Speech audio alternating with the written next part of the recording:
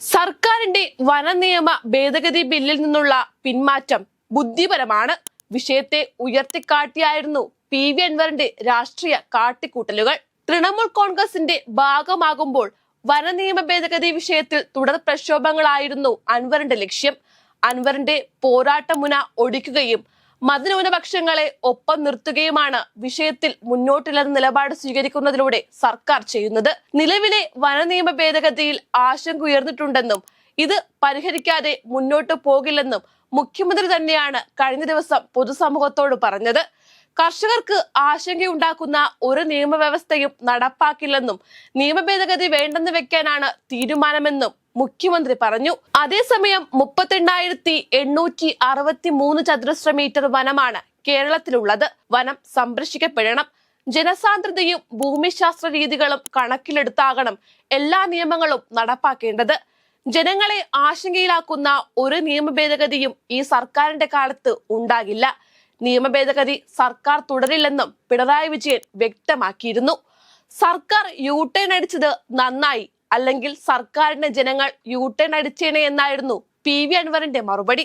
അതേസമയം വിവാദ വനനിയമ ഭേദഗതി സർക്കാർ അലമാരയിൽ വെച്ച് പൂട്ടിയതിന് കാരണങ്ങൾ പലതാണ്. നിയമ ഭേദഗതിയുടെ കരട് പുറത്തു വന്നോ തന്നെ മലയോര മേഖലയുടെ വൻ എതിർപ്പിന്റെ പുറത്തേറിയായിരുന്നു. ഇപ്പോൾ തന്നെ സ്വൈര്യ ജീവിതം നഷ്ടമായ ഈ മേഖലയിലെ ജനങ്ങളിൽ ആശങ്കയുടെ അഗ്നി പടർത്തുന്ന ബില്ലായി ഇത് പൊടുന്നനെ മാറി.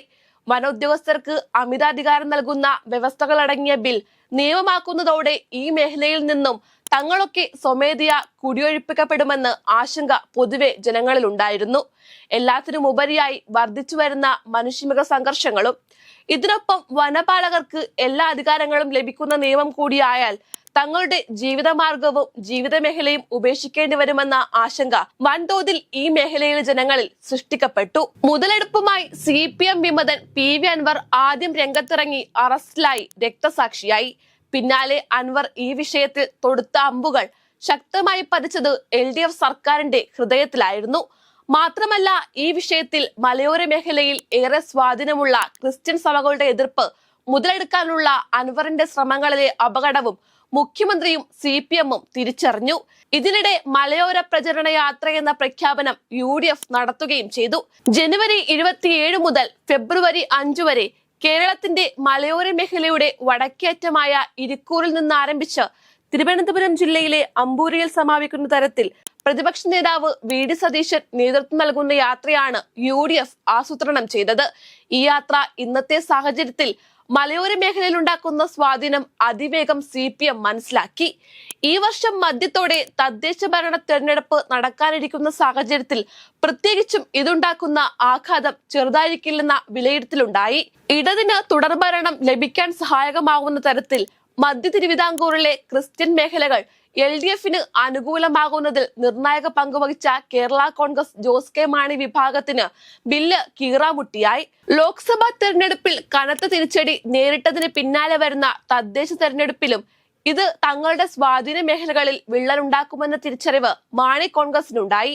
ബില്ലിനെ പരസ്യമായി തള്ളിപ്പറയുകയല്ലാതെ ഈ പ്രതിസന്ധി മറികടക്കാൻ വഴിയില്ലെന്ന് കണ്ട കേരള കോൺഗ്രസ് ജോസ് കെ മാണി വിഭാഗം ആ വഴി സ്വീകരിച്ചു.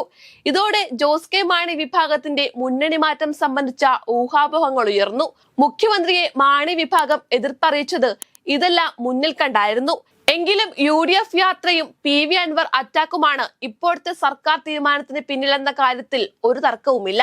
അതിനിടെ തങ്ങൾ മലയോര യാത്ര പ്രഖ്യാപിച്ചതിന്റെ ഫലമാണ് സർക്കാരിന്റെ പിന്മാറ്റത്തിന് കാരണമെന്ന് UDF കൺവീനർ MM ഹസൻ അവകാശപ്പെട്ടു. ഭേദഗതിക്ക് വേണ്ടി നിരന്തരം വാദിച്ച വനം മന്ത്രി ശശീന്ദ്രനും ഒരു പൊടിക്ക് അടങ്ങിയിട്ടുണ്ട്.